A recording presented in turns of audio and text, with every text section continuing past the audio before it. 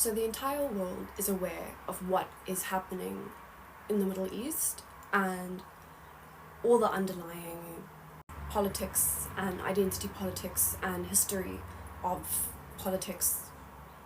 Everyone is somewhat acquainted with this topic, right? And if you're South African, then you're also probably aware of the parliamentary vote that happened in the past week. So firstly, South Africa and the ANC, who have majority vote in South Africa, publicly condemned Israel, rightfully accused them of war crimes, and referred them to the ICC.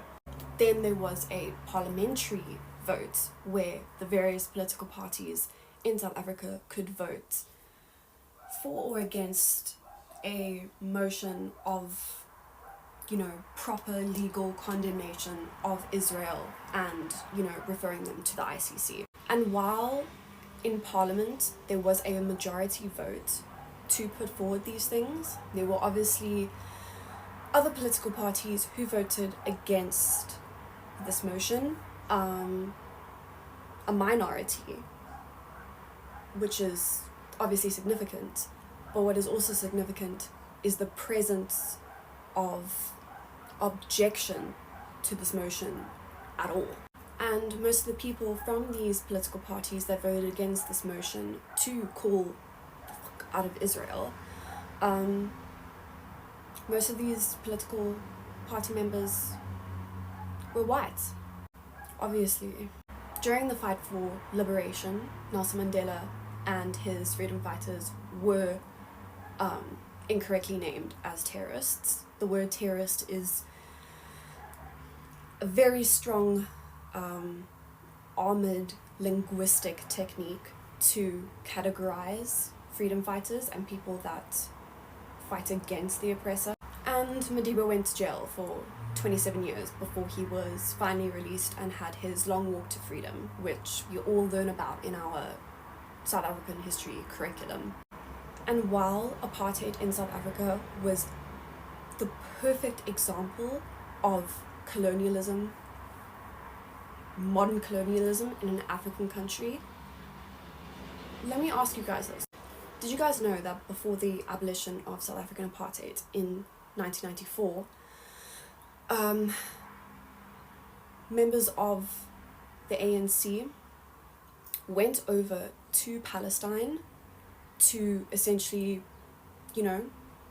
acquaint themselves with the Palestinian apartheid system and the apartheid system the Palestinians were experiencing? Did you know that they said that the apartheid system in Palestine was and is worse than the apartheid system in South Africa? And this is coming from people in South Africa, black and brown people in South Africa that actively fought against the apartheid system. They went over to Palestine before our own apartheid system was abolished and observed that the apartheid system that is imposed on the indigenous Palestinian people by the Israeli occupation was worse and is worse than the apartheid that we experienced here in South Africa. And South Africa has the privilege of having abolished our apartheid system. Yes, there are residing issues in this country, but we still have the privilege of experiencing a equal rainbow nation. So if you are South African and if you are white, you obviously experience the white privilege of this world, but more so you experience white privilege in colonial and decolonized countries, which does include South Africa. So what does this also mean? This means that you have a human responsibility to attract attention to liberation movements and then allow the people oppressed by this world system the chance to speak. Garner the attention from the international community because they only care about white people and what white people have to say, and hand the fucking podium over to the people who have been historically oppressed in this world. I wrote a speech, a little tiny speech to white South Africans.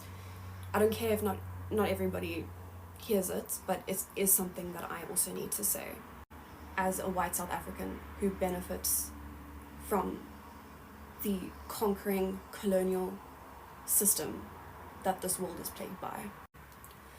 As South Africans, we were born from the soil stained with the blood of those before us who fought relentlessly for the liberation of black and brown South Africans, so they may no longer experience the legalized segregation enforced on them by the white conquering forces of this cruel world.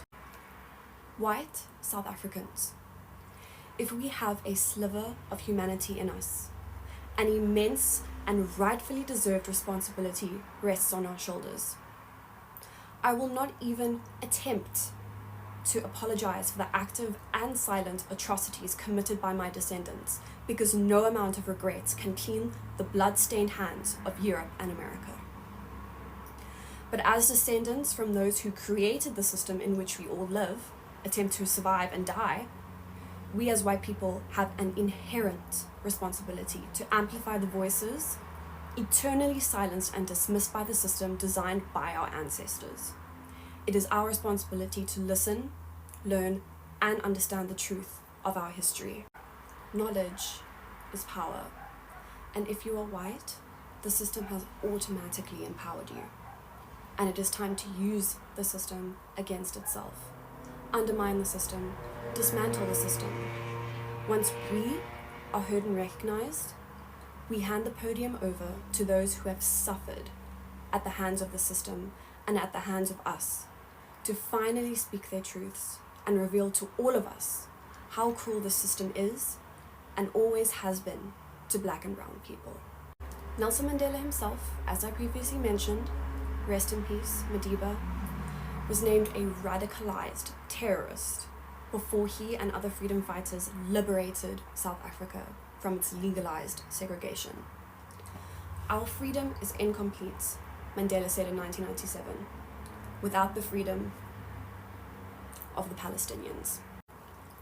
If we have Mandela and his freedom fighters to thank for the end of the apartheid system in South Africa, we need to heed his call for the same liberation of the Palestinian people. Your activism can be as simple as reposting a post on your Instagram story, which I know we love to do. Oh, but I don't have many followers, like nobody's gonna see, what I post on my story. It's not about people seeing what you post on your Instagram story. It's about what that represents, what that contributes to the collective consciousness of the fight and the struggle for liberation.